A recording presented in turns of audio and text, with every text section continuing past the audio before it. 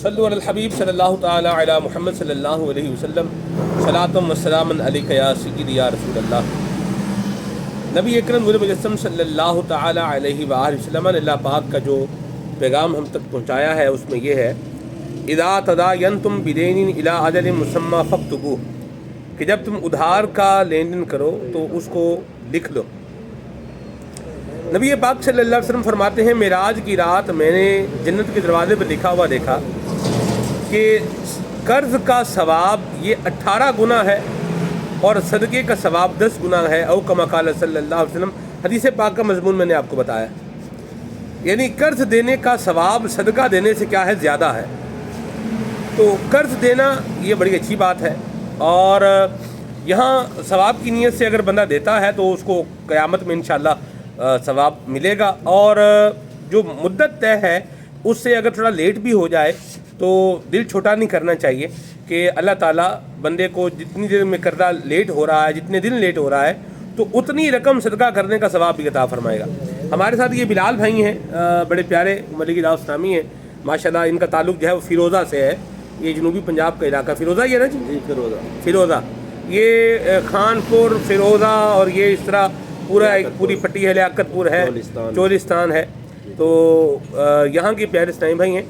ابھی انہوں نے مجھے ایک بات بتائی ہے، آپ ذرا کیا بتا رہے تھے، بتائیے گا دوبارہ۔ وہ ایک بندہ تھا اور وہ کیا تھا؟ وہ دراصل یہ کہ یہاں پہ نا کریڈٹ کرتے ہیں ادھار، زمیندار 6 مہینے کے بعد فصل دیتا ہے، لے جاتا ہے کھاد، تو وہ 6 ماہ کے بعد پھر دیتا ہے ایک بوری کا، وہ بھی 2200-2500 روپیہ لیتے ہیں منافع۔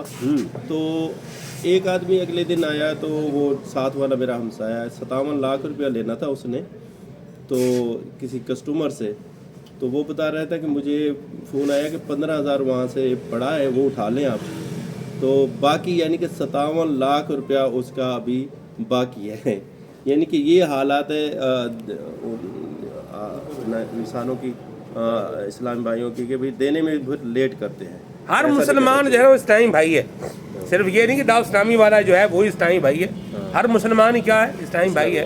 لیکن میں آپ کو یہاں عرض کروں کہ 57 لاکھ روپیہ ہے اور کتنے روپے بندہ واپس کر رہا ہے؟ 15,000 روپے۔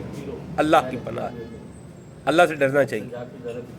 یہ قرض لے کے بندہ اگر مر جائے نا، یقین مانیں آپ، تو اس کی وراثت میں پہلے جو ہے وہ اس کے کفن دفن کے بعد جو حساب ہوگا وہ اس کے جو اس نے قرض دینا ہے ان کا پہلے دیا جائے گا۔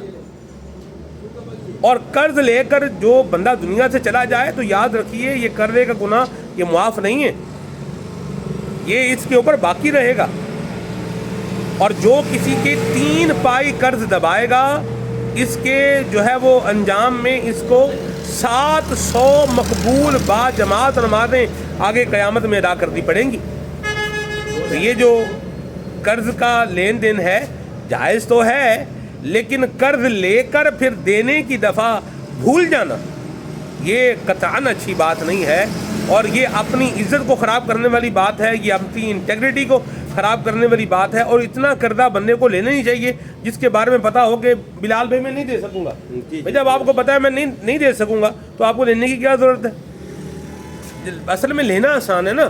یہ میں آیا آپ کے پاس، میں نے کہا بلال بھائی 10 لاکھ روپیہ دے دو، آپ نے کہا اچھا یار سلمان بھائی ہیں، اچھے آدمی ہیں، تو 10 لاکھ روپیہ دے دو، یہ تو بعد میں پتا چلے گا نا جب دینے کی باری آئے گی کہ اچھا ہے کہ نہیں ہے۔